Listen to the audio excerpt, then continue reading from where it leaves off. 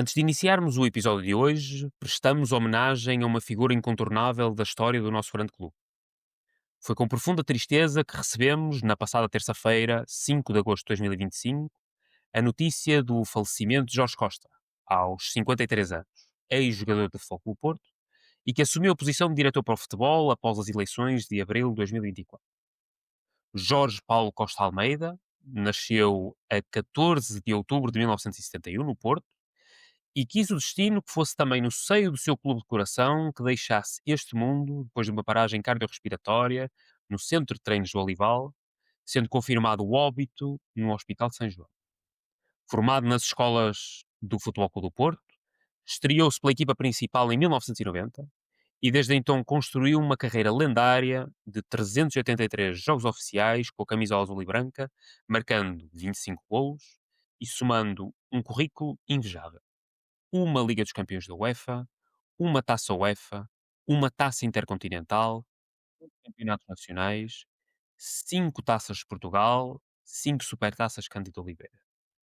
Em campo, e com a alcunha de "o bicho", Jorge Costa era um exemplo da garra e da força física e mental, um símbolo de raça, mística e de entrega, um líder nato e a máxima representação do "se a bola passa, não passa o homem". Capitão de tantas batalhas, o seu número 2 ficou gravado na memória de todos os que pisou a Constituição, o campo número 2 das Antas, o estádio das Antas e o estádio do Dragão, sempre de dragão ao peito. Fora de campo, Jorge Costa foi durante anos o espelho daquilo que é ser Porto.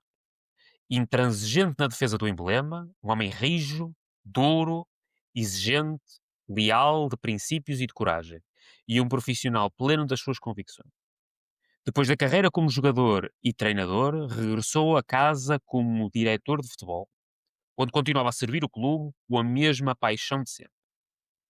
Parte muito cedo, uma figura absolutamente incontornável da nossa história, uma referência para várias gerações de atletas e adeptos. Na passada semana, o universo portista chorou a partida de um dos nossos, celebrando a memória de um dos maiores capitães da nossa história. Citando o blog O Tribunal do Dragão, quando o assunto é mística, Jorge Costa tem lugar à mesa. Quando o assunto é vencer, Jorge Costa tem lugar à mesa. Quando o assunto é Futebol Clube do Porto, Jorge Costa tem de ter lugar à mesa. Aconteça o que acontecer, farás sempre parte do teu clube de coração. A ti, Jorge, o nosso eterno obrigado. Descansa em paz, capitão. Adeptos contra adeptos, sócios contra sócios, desunidos pelo ponto, juntos a celebrar. Podcast do Mais FC Porto, episódio 2, Pedro Ferreira, Nuno Sá e Daniel Moreira. Este é o nosso segundo episódio, queremos desde já agradecer todo o feedback que tivemos no primeiro episódio. Nesta edição abordamos a partida muito cedo de Jorge Costa, analisaremos também o jogo de estreia na Liga, frente ao Vitória de Guimarães e as escolhas de Farioli.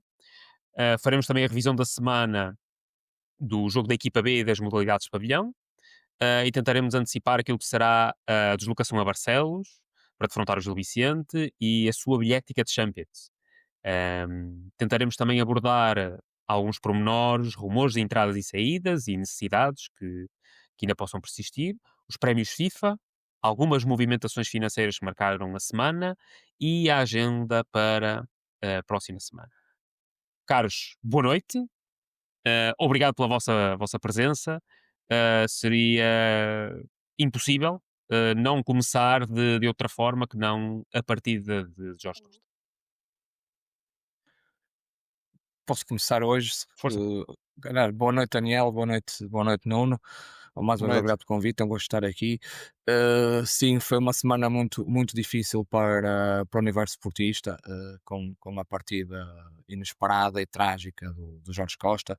Eu começaria, como não podia deixar de ser, de dar uma palavra de força à família, aos seus filhos, à sua mulher, à sua mãe, que vê o seu filho partir, algo que é inexplicável, né, e é uma dor que infelizmente nem conseguimos imaginar. Portanto, as minhas primeiras palavras vão para eles, dar-lhes um forte abraço neste momento de dificuldade e de grande sofrimento.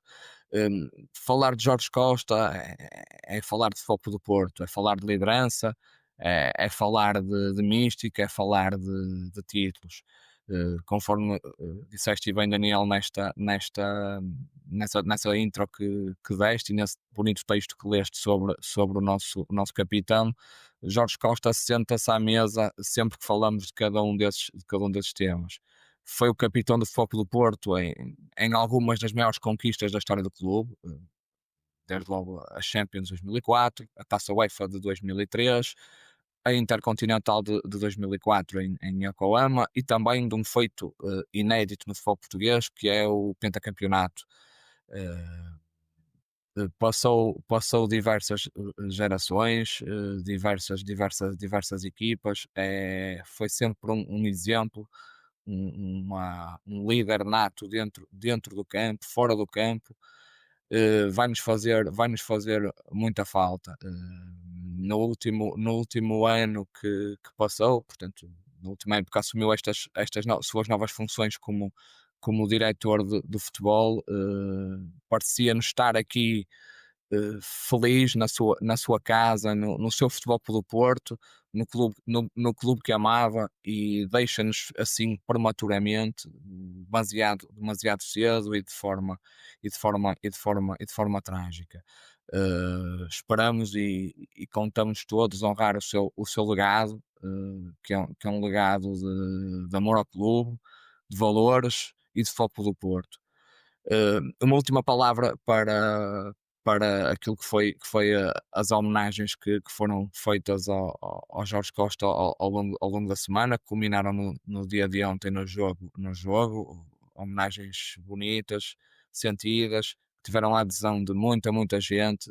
É algo que fica, que marca, e totalmente merecido por aquilo que o Jorge Costa representou na história do Futebol Clube do Porto. Foi muito bonito vermos o que assistimos no Estádio do Dragão no momento do velório, e também ontem naquela bonita coreografia, na salva de palmas ao minuto 2, e a culminar naquela última imagem marcante do Diogo Costa, o nosso atual capitão da equipa de futebol profissional do Futebol Clube do Porto, envergar a camisola como o número e o nome do Jorge Costa, e com a abraçadeira de capitão. Foi um momento marcante, depois de uma grande vitória. Já lá vamos e falaremos desse jogo, mas essa própria vitória também foi dedicada ao bicho, dedicada ao nosso capitão, e soubemos homenagear da melhor forma aquilo que foi Jorge Costa. O Diogo Costa visivelmente emocionado, até na flash à Sport TV. ahm, e teve, infelizmente, poucas palavras para dar ao jornalista da Sport TV, porque, de facto, a emoção era bastante grande naquele momento. Nuno, ahm, te apetece dizer sobre este tema? Antes de mais, boa noite aos dois. Cumprimentos também para quem nos está a ouvir. Foi dito, aliás, eu concordo com tudo o que vocês disseram. Foi dita muita coisa na última semana. Porque também foi uma semana dura. E não sei se repararam, não foi só para os esportistas. Foi uma semana dura para quem gosta de esporte. Porque o Jorge Costa era um símbolo, e não era um símbolo só para nós. Se formos a ver, ele provavelmente é o único grande símbolo de clube de todos os grandes. Depois dele não há ninguém que transporte a mística de um clube tão bem e durante tanto tempo como ele transportou. Eu ainda sou do tempo do João Pinto, mas para mim o meu capitão sempre foi o Jorge Costa. Aquela imagem que eu tenho de capitão é dele, porque para mim o capitão é um líder. E nós agora está muito na moda serem livros, coaches, conferências. Muitas organizações contratam alguém para fazer discursos sobre liderança, mas na realidade o líder era o Jorge Costa. E ele, de certeza que nunca participou desse evento, mas foi algo que nasceu com ele, foi algo que veio desde o berço, que ele aprendeu por ele próprio, cresceu com ele e transformou-se num líder que eu adorei aquele cheiro do Mourinho em que ele está a ir para o balneário depois no jogo com o Belenenses para para dar uma daquelas aos jogadores que salvo que estavam a perder 2-0 ao balneário, e o Jorge Costa disse: não, fiquei aí fora, quem vai dar o raspanete vou ser eu. E ele fazia isso porque o ouviam, ouvia os jogadores, ouviam os treinadores, de certeza que o presidente ouvia, e eu acho que era o único jogador que se tivesse que se virar para os adeptos e dizer calem-se, os adeptos calavam-se. Porque o respeito da personagem dele era algo que eu duvido muito que volte a existir no futuro, porque o futebol é diferente e ele é a última, é o final de um futebol que todos nós nos apaixonamos. É ele que marca esse final e por isso é que muitos adeptos de muitos clubes disseram as suas próprias homenagens.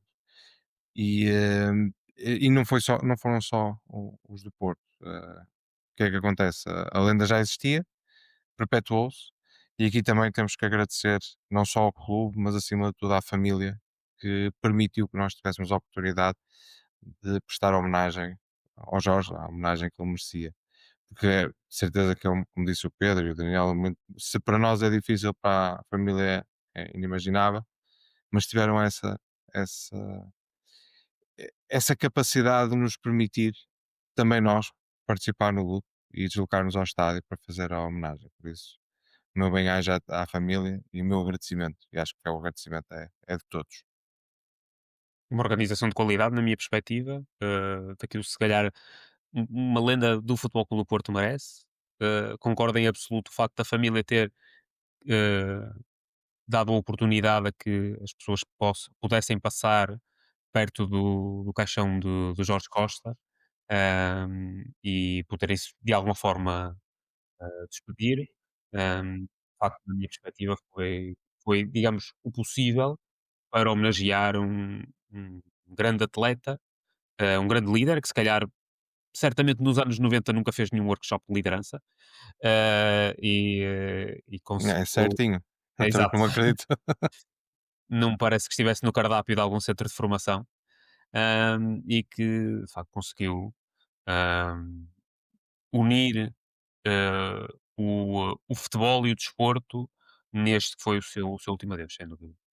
Ahm, Como já falaste, Pedro, também, aqui uma noite de grande emoção na passada segunda-feira, vitória do Futebol Clube do Porto, pronto, uma noite de homenagem a Jorge Costa, uma vitória que, na minha perspectiva, foi contundente, 3-0.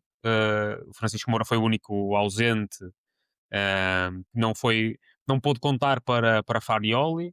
O treinador do Futebol Clube do Porto repetiu o mesmo 11 que tinha frente ao Atlético de Madrid. Pronto, além dos 11 que jogaram de início, entraram também o Zaidu, Perpico, Eustáquio, William e a estreia de Luke de Jong.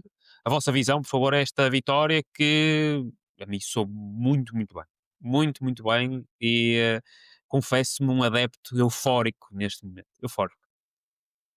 Sim, eu começava, e acho que é impossível dissociar este jogo daquilo que foi a semana para o plantel de Foco do Porto, fruto da trágica partida de Jorge Costa. A minha primeira palavra vai para a equipa, vai para a equipa técnica e para toda a estrutura de Foco do Porto, porque não é fácil, depois daquilo que aconteceu, de ver partir alguém que fazia parte do seu dia a dia, do seu dia a dia de trabalho, alguém tão importante no seio do grupo, conseguir dar a resposta que a equipa do Futebol do Porto deu ontem em campo. Portanto, a minha primeira palavra vai para a equipa, vai para a equipa técnica. Tiveram à altura daquilo que são os pergaminhos do Futebol do Porto, daquilo que é o legado de Jorge Costa, e não poder começar a minha análise ao jogo sem fazer essa referência, porque não é fácil entrar em campo depois daquilo que eles viveram na semana que passou.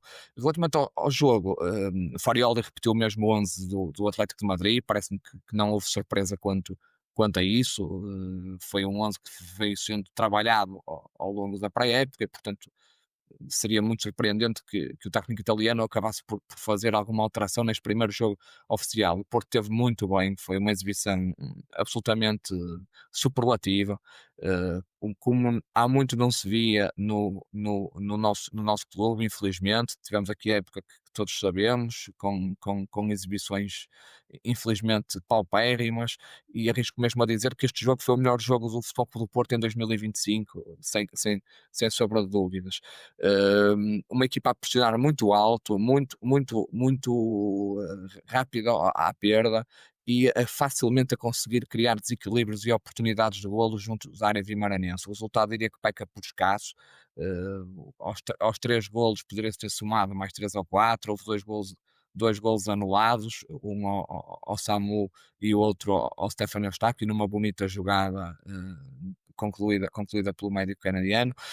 Portanto, uma exibição muito boa, com claramente a equipa de Farioli a mostrar que podem contar com o foco do Porto para estar na luta. Eu, Daniel, sou aqui um bocadinho mais cauteloso, não entro nessa euforia, embora esteja naturalmente bastante otimista, bastante contente com aquilo que vi, mas acho que temos que ter aqui a cabeça fria e o coração quente, mas sobretudo a cabeça fria, e encarar as dificuldades jogo a jogo, porque elas vão existir já na próxima segunda-feira em Barcelos. Também já falaremos desse jogo, mas obviamente sem desprimor daquilo que foi a exibição e daquilo que têm sido os sinais dados pelo Futebol Clube do Porto. Acho que é importante também não embarcarmos em euforias e não nos deixarmos levar, digamos assim, por uma excelente exibição e por uma grande vitória. Pronto, é a minha análise ao jogo. Passa a bola ao Nunes. Depois ainda queria falar alguma coisa aqui ainda sobre o jogo, mas Nuno, Vamos ter passo-te a uma bola. segunda ronda. Vamos ter uma segunda ronda, Sim, certamente. Eu apenas justifico o meu entusiasmo porque eu sinto que tivemos dieta magra durante um longo período de tempo, e serviram-nos um prato completo. Dieta magra não tiveste, simplesmente não comeste, que foi diferente. Ou o que tu comesses, ou se comesses alguma coisa dá vazia. E ficavas ali Exato. 2 ou 3 dias A aziado e não mexer. conseguias dormir e era muito complicado, porque finalmente tivemos, agora a contar, já tínhamos tido contra o Atlético de Madrid, contra o Otavento, mas finalmente tivemos um jogo de futebol no Porto, com o Porto a ser uma equipa de futebol. Um jogo de futebol oficial, neste caso. Eh, Acho que viu-se muitos pormenores do treinador. Lá está, eu ainda não sei se o treinador vai ser bom ou vai ser mau, mas é treinador. É treinador porque há ali pormenores que dá para ver que não se via antes. Eu já tinha dito a semana passada que ia fazer, pelo menos inicialmente, a comparação com aquilo que se passou nos últimos 6, 8 meses, e a realidade é que vimos um Varela. Se calhar o Pedro disse que foi o nosso melhor jogo de 2025. Eu não sei se não foi o melhor jogo do Varela desde que chegou ao Porto. Ele a jogar a 6 sozinho e justifica o porquê de ele nunca ter sido tão bem aproveitado, porque nunca jogava sozinho. Ele nunca podia varrer aquele meio campo todo como varreu ontem, porque tinha sempre alguém ao lado e obrigava o Varela a perder muito tempo na transição. E agora tem o Victor que o faz, mas faz mais à frente. Eu acho que o Borja também esteve muito bem. Aquela finta que ele faz na segunda parte, quando essa ficou, quando o Miguel Maga vai tentar dividir a bola com ele, é uma bola aérea, ele dá um toque que o tira do sítio, partiu-lhe eu os diria que rins o Miguel todos. Maga tentou dividir a camisola. Depois foi, depois foi aí que ele depois foi atrás da camisola, Sim. porque os rins dele já tinham ficado para trás. Sim. Ele só queria a camisola para os agarrar também. E depois, não sei se repararam, mas o treinador ainda fez mais. Ainda pôs o Samu a jogar ao primeiro toque no meio campo, especialmente na primeira parte. E aproveitou, para mim, alguns erros que não percebi do treinador do Vitória. Foi, por exemplo, jogar só com o Tiago Silva e o Tomás Andal para um meio campo com o Varela, o Victor, o Gabri Veiga e na primeira parte também levava com o Samu. Ou seja, se calhar dois dos jogadores mais leves do nosso campeonato a levarem com esta gente toda, que para além de jogar bem, é forte, é pesada e é alta. Eu acho que, por exemplo, no caso do Vitória, se pedem desesperadamente um Vasco Souza. Acho que é fundamental para aquele meio campo. E também o facto do Nelson Oliveira não ter jogado início, eu também não percebi porque é que ele não jogou de início. Só se tiver tocado. Que notou-se quando ele entrou, que a defesa ficou ali um bocadinho mais pressionada. Porque o Nelson Oliveira pode não marcar muitos gols, mas é muito chato. e vai muito a bater, vai muito a provocar, divide muito bem os lances, segura muito bem a bola. E o Bednarek esteve muito bem. E não sei se recordam, o ano passado foi o cabo dos trabalhos no jogo que tivemos com o Guimarães. Ele sozinho varria a defesa toda do Porto. E nisso nós melhoramos muito. E acho que também teve a ver com a chegada do Bednarek, porque fez um jogo muito bom, fez um jogo muito certo. E foi também ele o responsável, se calhar, na primeira parte, não termos sofrido tanto, porque sempre que a bola chegava aos alas do Vitória, os cruzamentos ao segundo poste causavam dificuldade e depois as bolas que caíam na entrada da área eram sempre um perigo. E o Bednarek teve lá muitos lances em que foi ele que safou. E lá está a fazer aquilo para o qual foi contratado, que é, para além de ser um líder, é um jogador. E espero que isto continue.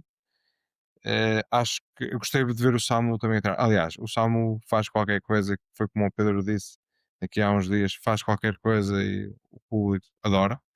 E foi o que ele fez. Ele faz lá dois ou três. O Zaidu, você faz lá duas ou três jogadas. O Samu, desculpa. Zaidu, desculpa. Faz lá duas ou três jogadas muito boas. E também o PP, que não é só pelo golo, é porque nota-se que é um PP diferente. E agora a competir, ele está a demonstrar aquilo que disse na entrevista. E isso é também um sinal que podemos contar com ele ao futuro. Ele não Resumindo, marcava há 9 meses para a Liga. Que é impressionante para um PP jogador que foi um jogador foi que está na acumulando frente. minutos. Foi acumulando minutos ao longo da época. E não sei se repararam, para além do PP, o próprio Samu estava com uma vontade. Há aquele lance do lado direito que acho que é do próprio PP na segunda parte, não sei se já não está 3-0, que o PP coloca a bola para trás. Acho que ele coloca para trás, mas podia colocar à entrada da área. Ele coloca para trás, não sei para quem, mas podia ter colocado à entrada da área para o Samu. E ele, pronto, não, acho que foi para o Alberto Costa, se não me engano. Não deu golo e o Samu vai a correr quase até à bandeirola de canto a mandar vir com toda a gente, porque acho que ele queria mesmo marcar. Ele está com uma vontade que também já não se vê há muito tempo. Ele sempre correu muito, sempre lutou muito, mas esta vontade, esta assertividade dele, pelo menos já não vi desde que ele chegou, que é muito bom. Eu pegaria também aí, Nuno, que é a atitude da equipa. Nota-se uma equipa com vontade, com fome de bola, com fome de golos, e daria outro exemplo, que é o próprio primeiro golo. O PP finaliza muito bem, mas estão mais dois jogadores dentro da grande área para marcar o golo. O PP, se dá a bola ao lado, estava o Vítor É, Ferrolt e foi, salvo o erro o Alberto Costa, prontos para encostar. Portanto, a equipa está com grande vontade, com uma grande atitude, e isso acho que é algo que também deve ser ressalvado nesta partida. E eu destacaria duas exibições individuais. A semana passada falei um bocadinho mais dos reforços, esta semana destacaria as exibições de dois jogadores que já cá estavam, e que estão a mostrar também eles verdadeiros reforços face àquilo que produziram na época anterior. Falo do Alavarela, o Nuno já aqui referiu, fez uma excelente exibição, a jogar a número 6, que é a verdadeira posição do Varela, e onde ele se mostra confortável. Esperemos ter Varela ao longo da época a um excelente nível, e sem dúvida alguma o PP. O PP fez mais uma excelente exibição nesta temporada, ou seja, ao longo desta nova época 25-26, a fazer jus àquilo que foi as suas palavras e à vontade demonstrada naquela entrevista. Disseste bem, Daniel, ele já não marcava há 9 meses, é algo que tem faltado ao jogo do PP ao longo do tempo. Isso não vem só da época passada, já vem desde a época anterior. O PP, embora seja um jogador com muitos minutos e com muitos minutos do último terço do adversário, tem pouca produtividade no que diz respeito à estatística de golos e de assistências. É algo que é uma pecha no seu jogo, claramente, e é muito positivo vermos o PP a começar a época a marcar, a começar a época com outra disposição para o jogo, e claramente a manter este registro poderá ser aqui uma grande mais-valia para a nossa equipa. Obviamente também destacar o Samu pelos dois golos marcados, acaba por ser o homem do jogo, para a Liga, portanto foi nomeado, e eu creio que é uma nomeação justa. Faz dois golos, podia ter marcado mais um ou outro, claramente está com fome de golo, está também ele com outra predisposição. Eh, Falamos, se calhar, muito de outros jogadores e da forma como também a sua produtividade caiu ao longo da temporada passada, mas acho que o Samu também foi vítima daquilo que aconteceu à equipa no decorrer da época 24-25. O próprio Samu foi perdendo gás, foi perdendo também alegria no jogo, notava-se isso, e parece-nos aparecer aqui com outra cara e certamente vai fazer muitos golos esta época e vai-nos ajudar bastante. Se me permites, Daniel, eu fazia só aqui mais uma ressalva Força. relativamente ao jogo, e nem é propriamente ao jogo, que tem a ver com a arbitragem. Eu não vou falar da arbitragem do jogo, há aqui um lance que é discutível, ali aos 12 minutos, uma entrada sobre o Alan Varela, foi mostrado cartão amarelo, podia ser ali eventualmente um cartão vermelho, até admito que o cartão amarelo fica bem mostrado, mas eu tenho que falar da arbitragem, para falar da nomeação da equipa de arbitragem que foi presenteada no Estádio do Dragão. A equipa de arbitragem liderada pelo Sr. António Nobre e pelo Sr. Vídeo-árbitro Manuel Mota. Eu relembro que o Sr. Manuel Mota, sebejamente conhecido da nossa praça e do nosso futebol, como um dos árbitros mais incompetentes da história do futebol português, eventualmente. Eu não tenho contra o Manuel Mota pessoa, não o conheço, não faço ideia como ele é, refiro-me apenas ao Manuel Mota árbitro, que é aquilo que eu estou capacitado para avaliar e é aquilo que eu vejo. O Manuel Mota é dos piores árbitros que passou pelo campeonato português, terminou a carreira de árbitro em 23-24, tendo ficado no 20º lugar da classificação dos árbitros, onde estavam 21 árbitros, portanto ficou em penúltimo lugar, e foi o árbitro, ou melhor, o vídeo-árbitro da época passada, que quem nos está a ouvir deve-se recordar do Boa Vista Futebol Clube do Porto, onde é assinalada uma grande penalidade contra o Futebol Clube do Porto, num lance bastante caricato entre o Zé Pedro e o Neuan Pérez, onde todos os especialistas de arbitragem indicaram que o penalti foi mal assinalado porque a sua marcação ia contra as indicações do IFAB para aquele tipo de lances, que era, eu passo aqui a explicar, o Zé Pedro vai aliviar a bola, o Neuan Pérez está com o braço no ar a dar uma indicação e a bola involuntariamente toca-lhe no braço. E o IFAB que diz é que nessas situações não deve ser marcada grande penalidade. O Sr. Manuel Mota estava no vídeo árbitro, nada disso, permitiu que o Futebol Clube do Porto tivesse um penalti contra, que originou o 2-1 de Boa Vista. Eu com isto pergunto se numa primeira jornada do Campeonato Nacional, onde estamos perante o jogo de cartaz dessa primeira jornada, entre Futebol Clube do Porto e Vitória de Guimarães, se a Comissão de Arbitragem da Federação Portuguesa de Futebol, portanto, o Sr. Luciano Gonçalves, Presidente da Comissão, e o Sr. Duarte Gomes, Diretor Técnico, o que têm para oferecer é o Sr. Manuel Mota a vídeo-árbitro. Não consigo compreender qual é o critério desta nomeação. Estamos a falar, mais uma vez repito, de um árbitro incompetente, de um árbitro mau árbitro, e a primeira jornada, o jogo de cartaz, tem esse senhor a vídeo-árbitro. Eu não consigo compreender. E até numa altura em que tanto se fala de promover o produto, e até podemos falar mais à frente, ou noutras ocasiões, da centralização dos direitos audiovisuais, como é que a Comissão de Arbitragem da Federação Portuguesa de Futebol, para o primeiro jogo, para a primeira jornada e para o jogo de cartaz dessa jornada, nomeia para quarto árbitro o Sr. Manuel Mota? Não consigo compreender. Nós, a semana passada eu falei do luto que a arbitragem aparentemente realizou e que o Sr. Luís Godinho realizou sobre o lance da Taça de Portugal entre o Mateus Reis e o André Belotti.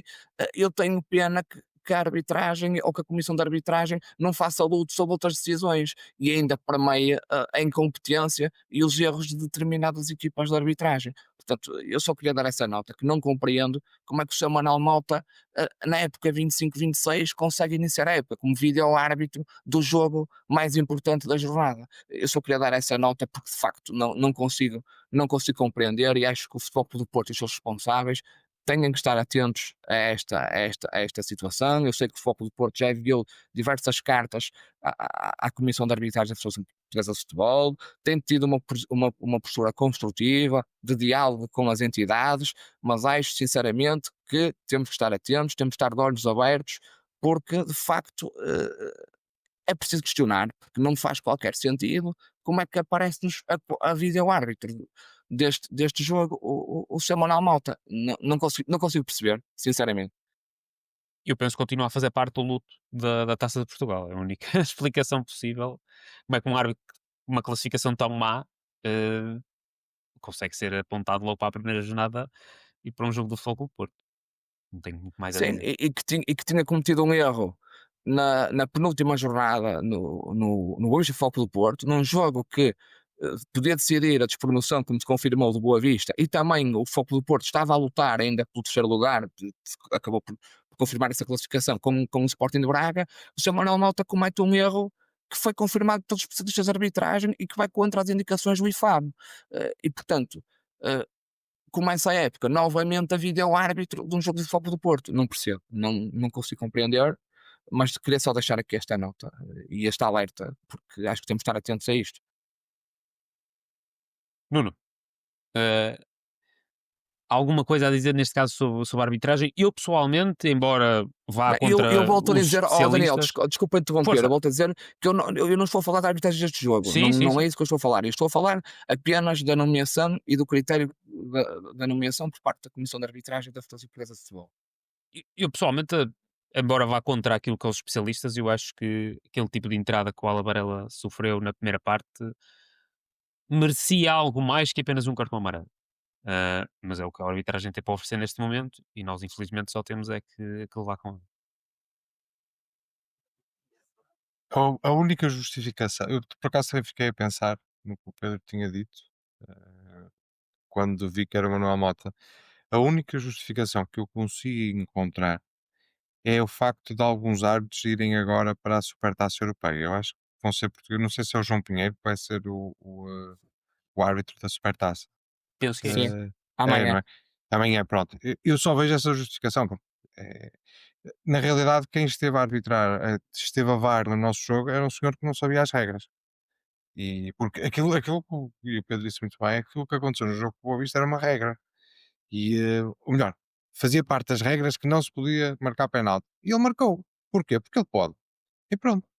E ao Sr. Manuel Mota, que é assim, sempre foi assim, sempre vai ser assim. E outra coisa que me preocupa é que o Luís Godinho foi poupado. Andou a fez um jogo, não sei se foi o Tondela, se qual é que foi, mas o homem, o, o, o encarregado do luto, foi poupado. Ou seja, não teve a fazer ainda nenhum jogo dos grandes e eu tenho receio que ele apareça aí, entretanto, num primeiro passo que vai acontecer. E se calhar ainda vai com o Manuel Mota também, a barba.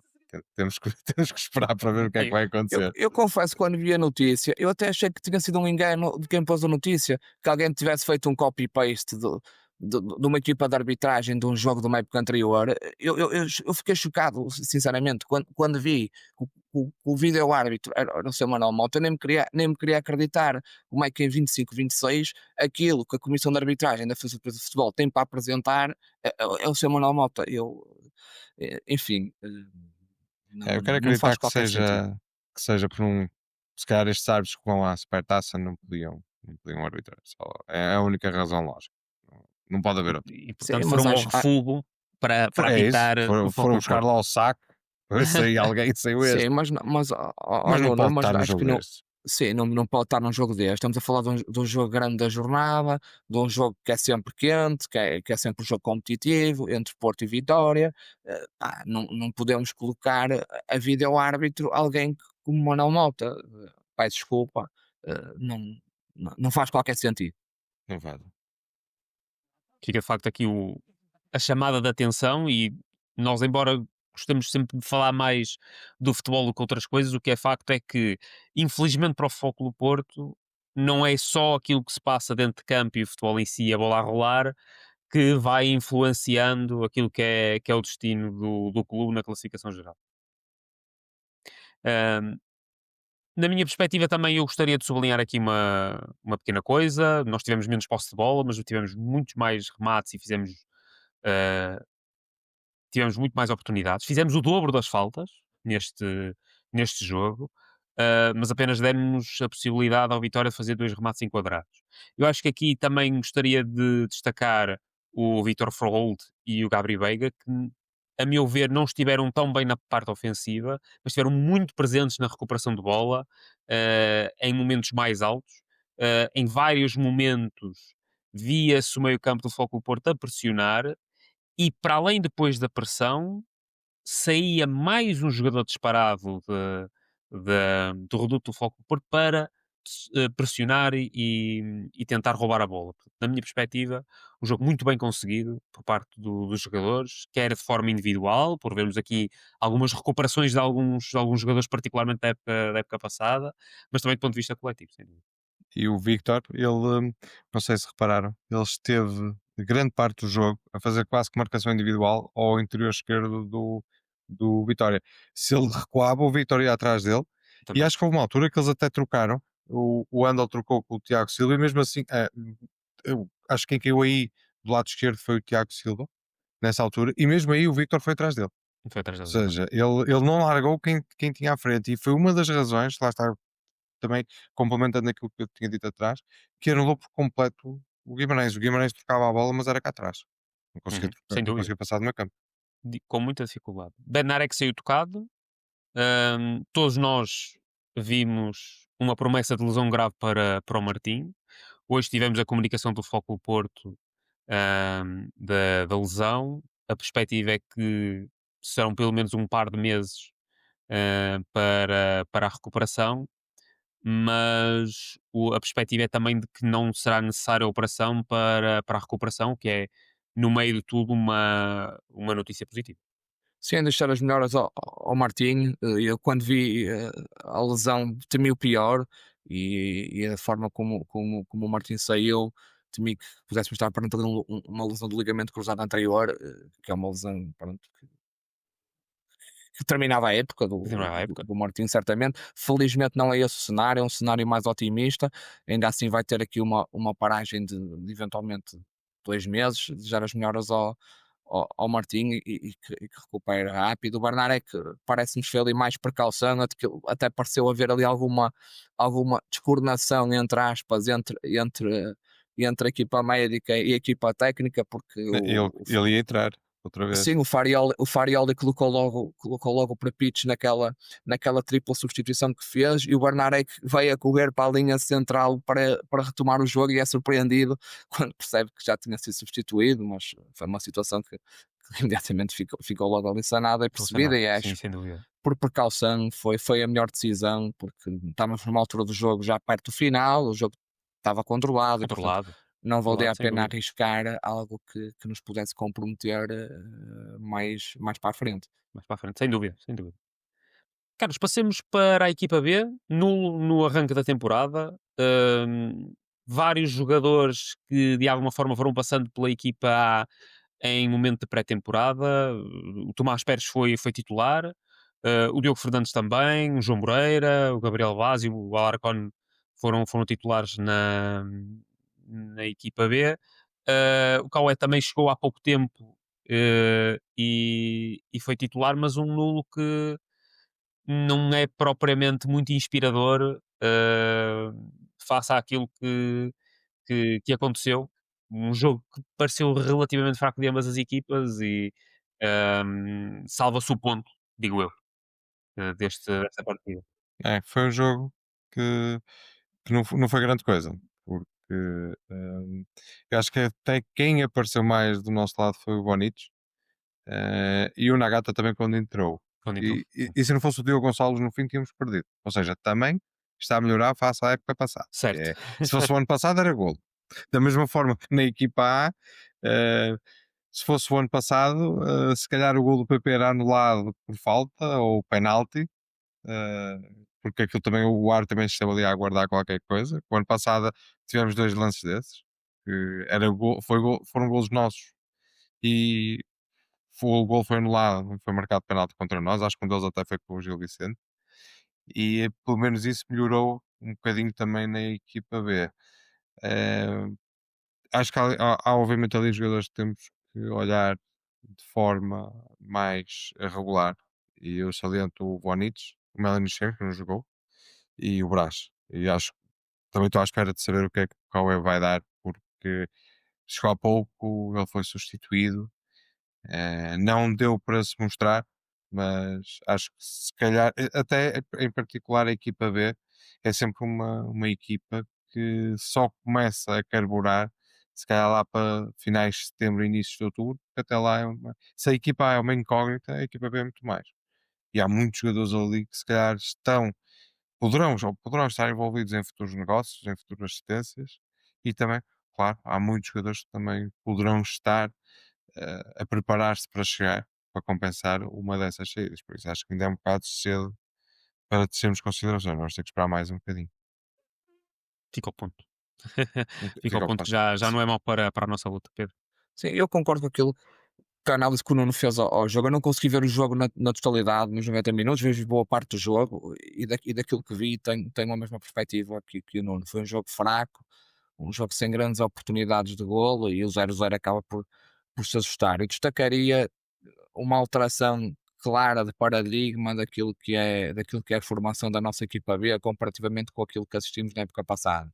Nós na época passada tivemos uma primeira metade da época em que a equipa B foi composta, a sua maioria, por jogadores oriundos da formação do Foco do Porto, muitos sub-19, alguns deles até ainda sub-18 e sub-17, e nós nesta primeira jornada da segunda Liga vimos um cenário bastante diferente, já com jogadores que chegaram recentemente ao clube, alguns deles já vieram a época passada, mas que são jogadores ainda jovens, com margem de progressão, e que vêm aqui para crescer na nossa equipa B. Falo do Cauê, falo naturalmente do Nagata, que acabou por entrar, mesmo o Caio Henrique, que já estava cá o ano passado, o Bonich, portanto, estamos a falar aqui de um 11 que 7 a 8 jogadores, estamos a falar de jogadores desse tipo de jogadores, portanto, que são jogadores jovens que vieram para o clube para ganhar margem de progressão. Destacaria também a inclusão no 11 inicial do Tomás Pérez.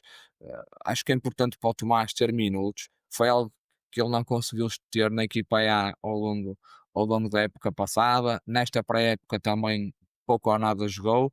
Acho que é importante para ele ter estes minutos na equipa B, até se perceber o seu futuro, se vai haver aqui uma eventual cedência a um outro clube ou não, mas acho que até lá, e na impossibilidade de jogar pela equipa principal, é importante para ele jogar na equipa B. Destacaria também a não entrada do Domingos Andrade. Eu não sei se o Domingos Andrade estava lesionado ou não. Ele estava no banco, não jogou. Não sei se eventualmente estará aqui colocar em cima da mesa a possibilidade da sua saída. Não sei. Foi um jogador importante a época passada na equipa B, que foi uma temporada, todos nos recordamos, difícil, complicada, onde em alguns momentos se temeu que a equipa poderia não aguentar na segunda liga. Quem chegou em janeiro ajudou, principalmente o Vonich, o Melnichenko, o próprio João Moreira, lateral direito, um jogador bastante interessante, que fez a pré-época com a equipa A. Portanto, dar essa nota sobre o Domingos, que é um jogador que eu aprecio, que eu gosto de ver jogar e que acho que tem aqui alguma margem de progressão. Não me acredito que vá ser titular, nem ser peça importante no Foco do Porto, mas acho que poderá fazer aqui uma carreira interessante. É um jogador que eu aprecio dentro deste determinado contexto, obviamente. Pronto, vamos ver o que é que esperamos esta temporada de equipa B. Esperemos ter uma época bem mais tranquila do que na época passada, que possamos garantir uma classificação mais tranquila e também mais condizente com aquilo que são os pergaminhos do Foco do Porto. A permanência época passada cumpriu-se, mas foi demasiado sofrida, foi mesmo ali quase no suar do gongo que conseguimos ficar na segunda liga. Esperemos que este ano consigamos com mais tranquilidade essa permanência e também, e até porque isto até mais que a classificação, a função e o mais importante de uma equipa B, que tenhamos atletas a crescer, que tenhamos atletas a jogar e que tenhamos atletas a mostrar-se disponíveis para eventualmente entrarem na equipa principal se assim for necessário. Foi algo que também não foi acontecendo muito o ano passado, não tivemos praticamente ninguém, tirando o Rodrigo Moura que fez ali os jogos no início, não tivemos ninguém a destacar-se e com capacidade para lá chegar. Esperamos que este ano possa ser diferente e que possamos ter aqui caras que, se não for durante esta época, no início da próxima época, possam se apresentar como alternativas válidas para a equipa principal, até porque até mais do que os resultados, é a principal função da equipa B do Futebol Clube do Porto, é permitir que os jogadores cresçam, que os jogadores evoluam e que se tornem opções válidas. Ó Pedro, deixa-me só dizer-te que, para complementar o que disseste, a questão do Domingos deve ter a ver com ele ter um clube turco pendurado em cima dele. Saiu aí uma notícia, alguns, que um clube qualquer, não sei se é o Konyaspor, fez uma proposta, mas a SAD do Porto Ok, não aceitou. Por isso também pode ser por aí que ele não tenha jogado. Também fiquei ok. admirado, mas acreditei logo. Lá está, por isso é que eu fiz aquela introdução. Eu acreditei logo que pudesse ser eh, alguém a vir querer buscar o Exatamente, estamos Domingos. a falar num valor supostamente inferior a 1 milhão de euros de proposta pelo Domingos Andrade do Konyaspor, exatamente. Então é isso, exato. É isso que dizem pelo menos os jornais, resta agora saber se confirma ou não esse interesse, mas o que é facto é que pelo menos existe um rumor, ahm, que já não é o primeiro vindo da Turquia, por Domingos Andrade. Vamos ver se mantém no plantel de Fogo do Porto ou rumo a outras paragens. Ahm, Se calhar terminamos com a antecipação à deslocação ao Gil Vicente. Foi tema durante a semana a publicação do preço dos bilhetes. O Gil Vicente ganhou no terreno do Nacional, mostrou bastante eficiência no último terço, ahm, sendo que o guarda-redes do Nacional não fez qualquer defesa, portanto, máxima eficácia, digamos assim, à frente da baliza, um Gil Vicente frio, que também, pronto, já somou 3 pontos, e que agora vai receber o Fogo do Porto. Parece-me, tendo em conta estas lesões que temos neste momento, que faz falta alguém nas laterais, e se calhar a subida de João Moreira na próxima segunda-feira, às 20h15, para integrar a lista de convocados, pode ser algo interessante para o Fariol. Vai ter que ser. Eu acho que o João Moreira vai ter que, pelo menos, fazer parte dos convocados, até porque o Gil Vicente é uma daquelas equipas que não joga muito, joga feio e não deixa jogar. Tem uma defesa que fecha muito bem e eu gostei muito dos centrais deles, o Adembi e o Bauru. Eh, mas acima de tudo é uma equipa muito traiçoeira e vivem lá pendurados no filho do Pena, o Paulo. Eu acho que resume na perfeição que é uma equipa do César Peixoto. Joga de forma muito previsível, mas ao mesmo tempo é eficaz. E depois há uma coisa que me irrita nas equipas dele, é que tem uma tendência natural para marcar contra a corrente de jogo. Quando se apanham a ganhar, depois o jogo acaba. Quanto mais perto do fim que tiver, mais irritante fica.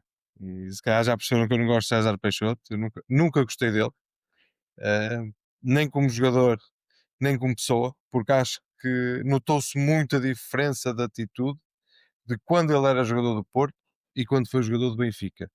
Eh, Só para lembrar aquela super taça, na altura que o Vilas Boas a treinador, que nós ganhamos ao Benfica, e o César Peixoto jogou de forma muito feia, fez duas agressões muito feias a jogadores do Porto, devia ser expulso 2 vezes e nunca foi expulso. E eu acho que resume um bocadinho o tipo de treinador que ele é. Não importa como é que joga, não importa se joga bem, se joga mal, se joga feio, se os jogadores atiram bolas para a bancada ou se atiram muito para o chão. O problema é quando ele se apanha a ganharem. E aí nós vamos ter que ter muito cuidado. Não podemos deixar que isso aconteça, senão vamos estar a sofrer. Da mesma forma que sofremos no ano passado lá. E acho que se calhar vai ser a equipa mais chata do campeonato que nós vamos apanhar. Sem dúvida, uma das mais chatas, sem dúvida. E particularmente fora de casa. Sim, ainda pior. Né? Eu concordo que o João Moreira eventualmente vai ter que subir à primeira equipa e, portanto, provavelmente vai ser convocado. Vamos ver aqui a questão do Francisco Moura. O Francisco Moura aparentemente está aqui quase pronto, quase a ficar apto. Vamos ver se fica ou não para o jogo de segunda-feira. Se ficar, eventualmente poderá não ser necessária a subida de João Moreira. Se não ficar, claramente, acho que não haverá outra alternativa. Parece-me que o 11 que o Fariol irá usar é o mesmo, com exceção do Martinho, pelo Zaidu, e acho que faz todo o sentido avançar com essa equipa inicial no estádio de Barcelos. Concordo com a análise que o Nuno fez à equipa do Gil Vicente. É uma equipa muito traiçoeira, muito, muito difícil de ser batida, principalmente no seu resultado. Fecha-se muito bem. Eu vi também partes do jogo com o Nacional, e destaco esta característica que o Nuno disse, deles conseguirem marcar quando estão contra o jogo, ou seja, quando o jogo não lhes é favorável. Isso aconteceu na Chopin. O Nacional entrou bastante melhor. Eu vi o início do jogo, entrou muito por cima, e o Gil Vicente, a primeira vez que vai à baliza, faz gol. E a partir do momento que passa para a frente, o jogo muda. Temos de ter muita atenção a isso. É um estádio complicado. A nós, a época passada, perdemos, como todos se recordam, infelizmente, num jogo que ditou a saída do Vitor Bruno como treinador. E na época anterior, também deixamos lá 2 pontos, de forma quase caricata, num golo já nos descontos, num jogo completamente controlado, em que podemos estar a ganhar por 3 ou 4, e na última jogada do desafio, num cruzamento ao segundo poste, o Gil acabou por empatar. Portanto, temos que estar com alerta máximo. Acredito que o Porto vai vencer, vai dar a melhor resposta. É importante passar já neste primeiro teste fora de casa, eh, olha, já lá vamos falar aqui da questão dos bilhetes, com muitos portistas na bancada, como eu espero, ajudar a equipa, porque vamos precisar, porque é sempre um terreno complicado, e uma equipa de desconfiar. E sem dúvida. E sobre o Lá está César o primeiro Peixoto, teste. só dar Força! esta nota que, eh, independentemente de tudo, todos sabemos qual é o clube que o César Peixoto prefere para campeão. Ele próprio verbalizou isso a época passada, portanto já sabemos que vai vender cara à derrota, naturalmente. Não engana ninguém. Infelizmente não engana ninguém. É a parte, se calhar, melhor é que sabemos o que é que podemos esperar, e de facto não há um disfarçar de cor por parte do treinador de Gil Vicente. Hum, eu penso que também as opções também serão a partir, ou seja, mais ou menos as mesmas daquilo que vimos no jogo com Guimarães. Penso que até nem sequer há uma necessidade de mudança para além do Martim, e acredito que o Farioli poderá apostar também no mesmo 11, exceto com a troca do Martim, provavelmente pelo Zaidu. Parece-me menos provável que o Francisco, mesmo estando apto para jogar, assuma de imediato a posição de titular. ah, João, João e, Moreira. desculpe, não, o Francisco Moura Então possa falo do Moura. assumir, Ok. exatamente, caso Desculpa. esteja apto, possa assumir a posição de titular, ahm, em detrimento do Zaidu, tendo eventualmente minutos a partir do banco. Pelo menos é assim que vejo a situação para a É próxima que segunda-feira, 20 e o, 15. o Moura só vem lá mais para o final do mês, não é? Pelo menos pela última notícia que eu vi era que ainda ia continuar mais umas semanas. Por isso é que nem sequer estava associado ao Moura. Certo, certo, temos que aguardar para perceber se pode eventualmente haver boas notícias, Era porque bom, ele já passou para treino condicionado, era bom, era. e nesse sentido há uma evolução, penso eu, do trabalho de ginásio que ele estava a realizar, mas claro, naturalmente que ainda não estará nas melhores condições, até porque este início de temporada há uma forma para se ganhar, e o Francisco ah, pronto, falhou os jogos de pré-temporada, falhou parte da pré-temporada, e portanto poderá não estar nas melhores condições para fazer hora e meia. Se calhar eu guardaria este no período final, para olharmos ainda para rumores de entradas e saídas. O mercado está aberto. Hoje tivemos a notícia de que o Futebol Porto chegou a acordo com o Martin Anselmi e a sua equipe técnica para a cessão de funções e a rescisão. Houve também uma notícia interessante da saída do André Franco para os Estados Unidos. E gostava também de destacar aquilo que aconteceu na antecipação ao jogo, em que houve um sublinhar muito grande por parte da comunicação social que o Namazi poderia não contar, ou pelo menos ficar fora dos convocados. Por outro lado, a possibilidade ainda de reforçar uma outra posição de plantel, vamos ver o que é que Farioli poderá identificar como necessário e a direção também como interessante.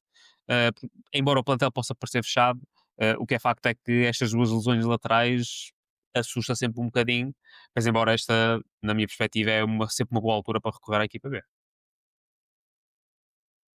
Aqui a Fala-se vossa visão, talvez, do Anselmi fala-se também. de um jogador que é o Pablo Rosário, que é do Nice. Ele tem valor de mercado de 8 milhões de euros e entra no último ano de contrato. Acho que fazia todo sentido, porque ele é o número 6 e é o tal jogador que eu até vos falei na semana passada que faz falta para calcar os pés ao Varela, mesmo a este super Varela. Faz falta ter um jogador que possa disputar o lugar, mas há um sinal que eu não gostei, que foi, ele começou a fazer fim-a-pé com a direção, começou a fazer fim-a-pé com o próprio clube, e isso para mim nunca é um bom sinal da parte dos jogadores. Nunca gostei Certo, há muito uma disso. certa birra, não é? Há É, uma certa isso para birra a mim não, acontecer que não, não não augura nada de funciona. bom. Não funciona. Por exemplo, o que aconteceu com o Sporting, com o Gyökeres, já aconteceu com todos os clubes, connosco também já aconteceu, eu lembro com o Marega. São coisas que revelam muito da personalidade do jogador e não gosto de ter jogadores que fazem isso aqui no Porto. Tenho receio por duas saídas, duas eventuais saídas, que é uma é do Samu, porque não é assim tão parecido com o Isaac do Newcastle, mas parece uma solução mais lógica caso o Isaac saia para o Liverpool. Acho que é aquele jogador que o Newcastle vem cá buscar rapidamente. E outra foi uma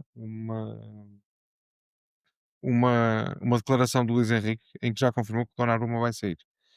Não significa que o Diogo Costa vá para lá, mas significa que pode levar algumas movimentações que façam tremer o Diogo.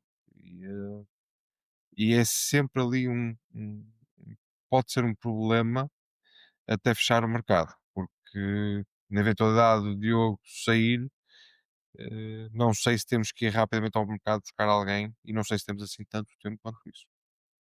Por isso são Bem, eu dois. diria que o PSG, ou seja, o PSG acho que contratou o Lucas Chevalier a pensar especificamente nesta situação de dispensar, digamos assim, o Donnarumma, o que é um bocado ridículo pensar como é que um guarda-redes como este pode ser dispensado, mas são decisões que cada um tem de tomar. Eu esta semana que passou vi possibilidade de 88 mais 6 pelo SAMU, achei uma coisa. Isso é, Isto isso é, é estratosférico, mas também quando se rejeita 140 milhões, supostamente pelo o Isaac, Isaac. É. quer dizer, são coisas que para a nossa realidade Que também, não atenção, pensamos tão bem. acho que está na mesma posição que o Pablo Rosário, está a fazer também o fim que é pé dele e também nunca fica bem ao Exatamente. jogador. Por isso, lá está, se fosse da direção Newcastle, meter os patins e dizer, olha, por 140 vai a tua vida, é mais o teu Vai à mal vida. feitio. Vai, Exatamente. vai andando. Eu diria sobre o Martin Anselmi, hoje foi conhecida a rescisão de contrato entre o treinador argentino e o Foco do Porto. Trata-se de uma formalização que esperávamos acontecer mais dia menos dia. Portanto, o clube comunicou que estava em negociações com o Martin Anselmi e a sua equipa técnica. Foi hoje formalizada a rescisão. Não conhecemos os termos, não sabemos quais foram os termos dessa rescisão. Mas era algo que seria inevitável. O Martin Anselmi foi uma aposta falhada da direção do Futebol Clube do Porto, claramente, um tiro ao lado, não teve sucesso no nosso clube, e é uma página agora definitivamente e formalmente virada, e portanto fica aqui desejar-lhe as felicidades no seu futuro como treinador de futebol. Relativamente ao mercado, eu estou também muito de acordo com aquilo que o Nuno disse. Acho que a posição 6 é a posição fulcral onde nós devemos virar as nossas atenções para o mercado. Parece-me que seria importante uma alternativa à posição 6 para competir com o Alavarela e eventualmente até termos alguém com características um bocadinho diferentes do que aquilo que o Alavarela apresenta. Agora, a nossa abordagem ao mercado penso que estará aqui um bocadinho dependente também das eventuais saídas que possamos ter. Temos aqui jogadores claramente no mercado, a encontrar, à espera de ser encontrada uma solução para eles. Falaste do Namaz, Daniel, parece-me claramente um caso que é um jogador perfeitamente transferível, havendo uma proposta que seja do agrado do Foco do Porto. Acho que será um jogador que eventualmente poderá sair, mas temos outro, o Marco Grujic, obviamente. Vem logo à cabeça o médio Sérgio, bem como o próprio Denis Golo, que ontem não entrou. Fica aqui bastante tapado com a chegada do Luke de Jong e terá que ser encontrada aqui uma solução para o ponta de lança, para o ponta de lança turco. E obviamente estamos aqui também pendentes daquilo que poderá ser ofertas sobre as nossas joias da coroa, quer pelo Samu. Fala-se aqui do interesse do Newcastle, quer pelo próprio Rodrigo Mora, que também é um ativo bastante valioso e que não está a salvo de alguma equipa bater a sua cláusula de rescisão, e o próprio Diogo Costa.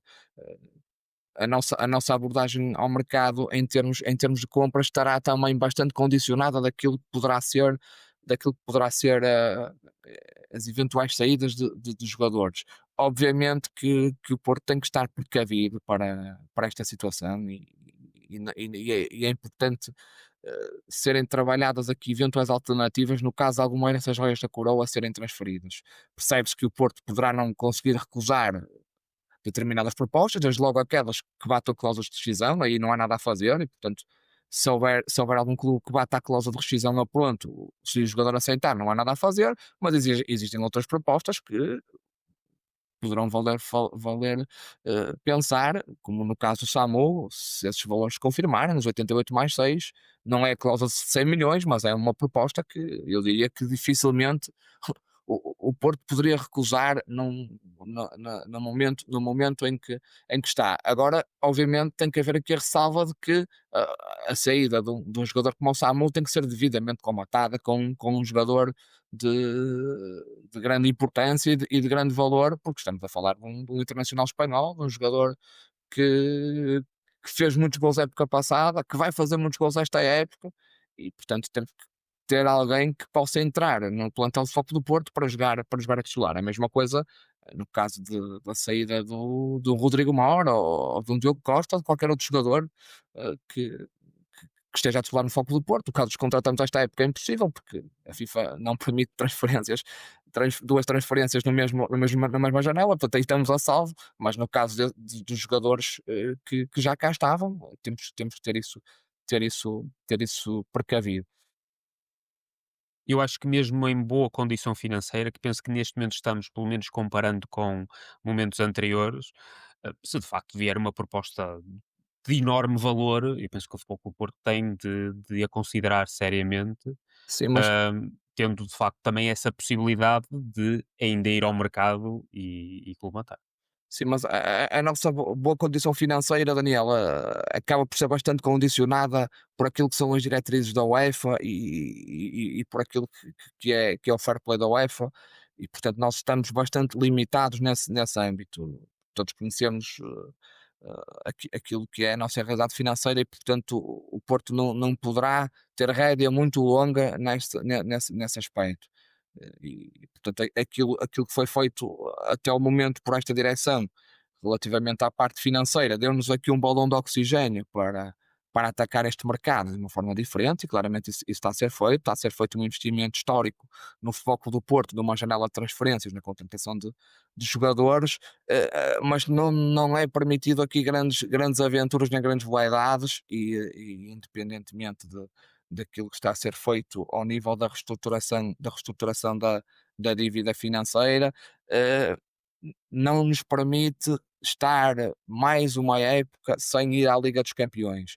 Portanto, nós temos mesmo que nesta época, obviamente sendo o objetivo principal e único ser campeão nacional, mas é mesmo muito importante termos a receita da Liga dos Campeões, porque sem isso nós entramos numa situação mesmo muito difícil, em que vamos ser mesmo obrigados novamente a vender bastantes jogadores da nossa equipa, e com isso obviamente condicionar aquilo que é a competitividade do plantel. Portanto, claramente estamos com uma folga diferente neste mercado, mas não nos podemos desleixar porque a situação está longe de ser um céu azul. Sim, está longe de ser tranquilo. Aquilo que me parece acima de tudo é que há um certo risco calculado no investimento, no sentido de procurar retorno a seguir. E de facto, essa possibilidade de ficar nos 2 primeiros lugares para a Liga dos Campeões parece-me muito, muito importante do ponto de vista financeiro, independentemente de estarmos aqui a falar ou não no sucesso desportivo. Mas olhando para aquilo que será o plano financeiro, concordo em absoluto. Sim, e mesmo em termos de entusiasmo dos adeptos, ficar 3 épocas seguidas sem ir às Champions vai doer bastante. É, nós somos uma equipa de Champions e temos que assumir isso. E seja pelo primeiro, seja pelo segundo lugar, seja por conquistar a Liga Europa. Já estou aqui a vaticinar alguma coisa, mas E por que não? Por que não? sim, pode, Esta equipa mostrou qualidade suficiente para umbrear, na minha perspectiva, já o ano com outro passado tipo era. de equipa. Já o ano passado, em teoria, era um dos candidatos. Aliás, em algumas casas de apostas até era o principal candidato.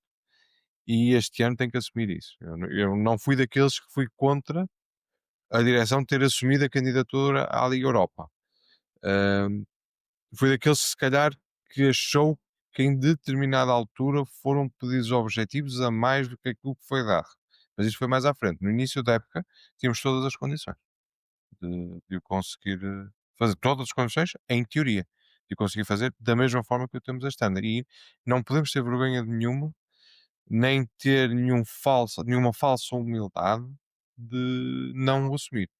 Ou seja, temos mesmo que dizer, nós somos candidatos a ganhar a Liga Europa e, se for preciso, é por aí que entramos na Liga dos Campeões de forma direta. Sim, eu diria que os pergaminhos de Foco do Porto e dado o cenário atual das competições da UEFA, coloca-nos mesmo nesse patamar. O Porto tem que se assumir como um dos candidatos a ganhar a Liga Europa. Infelizmente, a época passada, essa Liga Europa ficou muito aquém das expectativas. Nós tivemos até muitas dificuldades para nos apurarmos dos 24 primeiros, fomos eliminados pela Roma no playoff. Foi uma época para esquecer, mas diria que um Porto a Porto, nesta Liga Europa e neste contexto atual das competições da UEFA, tem que se assumir como um dos candidatos à Liga Europa, sem dúvida alguma. Agora, voltando um bocadinho àquilo que eu disse na minha primeira, a primeira intervenção sobre o jogo do Vitória, acho que é importante também termos a cabeça fria, irmos com calma, jogo a jogo, e sabendo que existe obviamente essa aspiração, e todos nós gostaríamos e adoraríamos de voltar a ver o Futebol do Porto numa final europeia. O objetivo principal tem que ser campeão nacional. Isso tem que Concordo. ser o objetivo do grupo de trabalho do Futebol do Porto todos os dias. É aquilo por qual temos que trabalhar, e deverá ser isso que estará na mente dos profissionais que trabalham no Olival diariamente, é ser campeão nacional, e esse é o nosso principal objetivo. Obviamente que, havendo possibilidades de competir na Liga Europa e de conseguir chegar a Istambul, obviamente que cá estaremos, e esperemos conseguir levantar a taça da Liga Europa por uma terceira vez, mas não podemos em momento algum deixar de olhar para aquilo que é o objetivo principal, que é ser campeão nacional. Concordo em absoluto, concordo em absoluto. Eu se calhar guardávamos aqui um minutinho apenas para fecharmos. Falámos há um bocadinho das nossas joias, digamos assim, da coroa, dos troféus France Football, em que o Rodrigo Mora ficou nomeado para o top 10 do Copa Trophy, mas no troféu Yashin o Diogo Costa já não foi nomeado para o top 10. Não sei se gostariam de também deixar aqui um pequeno comentário a esta situação. So- Sobre o Rodrigo Moura, acho que é totalmente justo essa nomeação. O Rodrigo fez uma segunda metade da época muito, muito boa no Foco do Porto, foi o grande destaque da época do Foco do Porto. Isso levou a ser convocado até à seleção nacional na Final Four da Liga das Nações, completamente justo para aquilo que o Rodrigo fez. dar-lhe os parabéns por essa nomeação e esperar que o Rodrigo continue a trabalhar no Olival para todos os dias ser melhor e poder ajudar o Futebol Clube do Porto com vitórias, com conquistas, com golos e com grandes exibições. É isso que esperamos do Rodrigo. É claramente uma promessa do futebol mundial e se tiver a cabeça no lugar como eu espero que tenho e acho que tenho, será com certeza um grande jogador.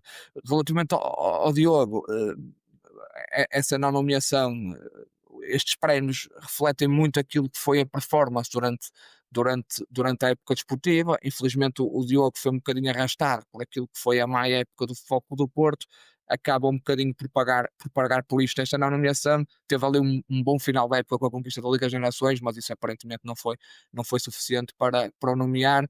Acho que do ponto de vista daquilo que é a realidade dos guarda-redes a nível mundial, acho que o Diogo claramente entra no top 10 melhores guarda-redes do mundo. Na minha opinião, acredito que, fruto daquilo que foi a época passada, poderá ter aqui havido outros guarda-redes que se destacaram mais. Compreendo. Acho que para o ano, espero eu, o Diogo Costa esteja não só nomeado, mas como um dos principais candidatos para vencer o troféu, porque tem capacidade para isso, tem pergaminhos para isso, e sem dúvida nenhuma que o Diogo para o ano poderá estar lá a lutar pelo primeiro lugar. Entre os melhores, sem dúvida. Eu aí Bruno? vou contra a opinião do Pedro, porque não quero que eles apareçam nestes prémios, pelo menos para já.